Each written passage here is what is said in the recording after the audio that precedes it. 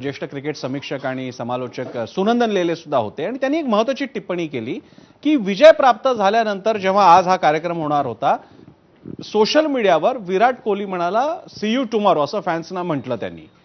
आता त्याने तो म्हणून गेला पण खरंच फॅन्स मोठ्या संख्येने आले आणि तुम्ही म्हणता ते अगदी बरोबर आहे की फॅन्स मोठ्या संख्येनेच येणार इतक्या वर्षानंतर विजय मिळाल्यानंतर.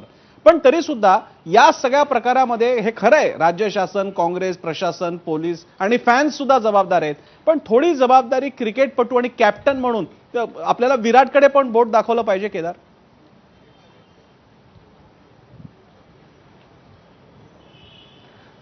बिलकुलच नाही. कारण कसं आहे, मी तुम्हाला मागच्या प्रश्नात उत्तर दिलं हो की 18 वर्ष ज्या फॅन्ससाठी विराट कोहली किंवा तो संघ झटत होता त्या ट्रॉफीसाठी, ती ट्रॉफी मिळाल्यावर आता ते फक्त संघ आमचा आम्ही सेलिब्रेट करू हे नक्कीच साहजिक आहे, ते खूपच स्वार्थी भावना होईल आणि त्यामुळेच त्याला ती भावना शेअर करायची होती जे लॉयल फॅन बेस आहे आरसीबीचा त्यांच्यासोबत. आणि म्हणूनच आणि आपण बघितलं काल सुद्धा जेव्हा ट्रॉफी जिंकल्यानंतर विराटच्या डोळ्यातून अश्रू आपण बघितले.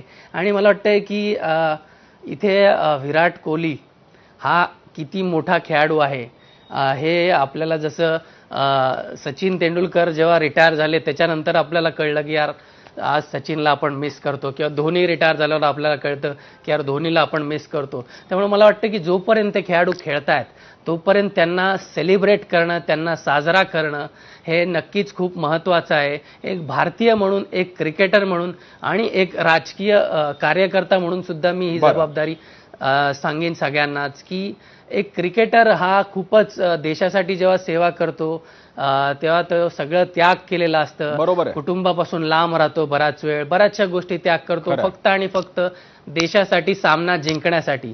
त्यामुळे मला वाटतं की कुठलाही खेळाडूचं असं कधीच वाटणार नाही की त्याला असं कंप्लेनही आपण त्याला ब्लेम नाही केलं पाहिजे की त्यांनी बोलवलं आणि म्हणून.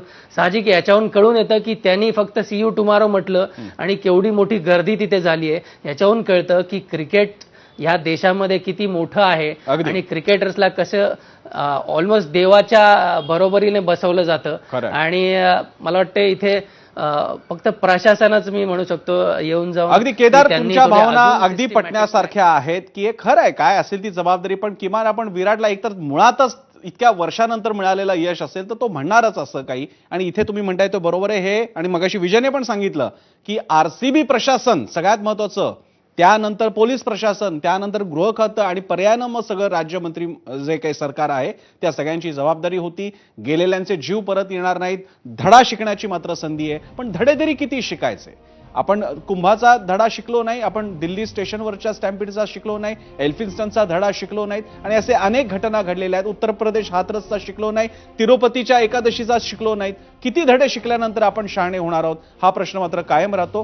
पण तुर्तास या अतिशय महत्त्वाच्या विषयावरती आपल्या लोकांच्या भावना व्यक्त, तुम्ही सगळ्यांनी लोकांच्याच भावना व्यक्त केल्यात. विजय आणि केदार तुम्हा दोघांचे आभार. मगाशी सुनंदन लेले होते त्यांचे सुद्धा आभार. इथे आपण ब्रेक घेणार आहोत. ब्रेकच्या नंतर आजच्या प्रश्नाचा कौल पाहूया. पाहत राहा एबीपी माझा. प्रस्तुत करते MBBS प्रवेशासाठी 26 वर्षांची परंपरा, एकच नाव विश्व. संपर्क 7030306611.